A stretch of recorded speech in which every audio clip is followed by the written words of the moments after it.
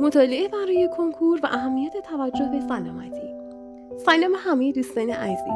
همه ما میدونیم که مطالعه برای کنکور یک مسیر سخت و پر از چالشه. اما یادتون نره که موفقیت واقعی زمانی اتفاق میفته که هم ذهن و هم بدنمون سالم باشه. در زمان مطالعه چند تا نکته هست که باید بهش توجه کنیم. 1.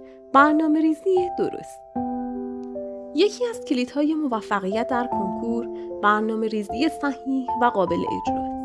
اما این برنامه نباید خواب، تغذیه و استراحت رو قربانی کنه. یک ذهن خسته نمیتونه خوب یاد بگیره. 2. تغذیه سالم. مغز ما برای عملکرد بهتر به انرژی نیاز داره. خوردن میان وعده‌های مقوی مثل آجیل‌ها و میوه‌ها و سبزیجات تازه میتونه خیلی کمک کننده باشه. نوشیدن آب کافی هم یادتون نره. 3. استراحت و خواب کافی.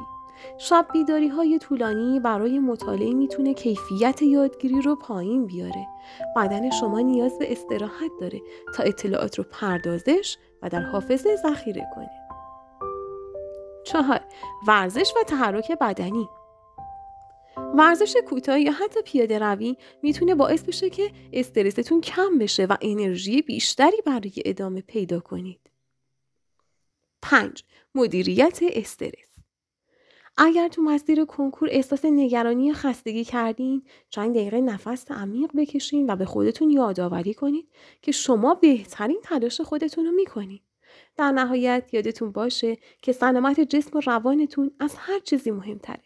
پس نه تنها به کتاب‌ها و جزوات، بلکه به خودتون هم توجه کنید. موفقیت شما با یک ذهن آرام و بدن سالم تضمین میشه.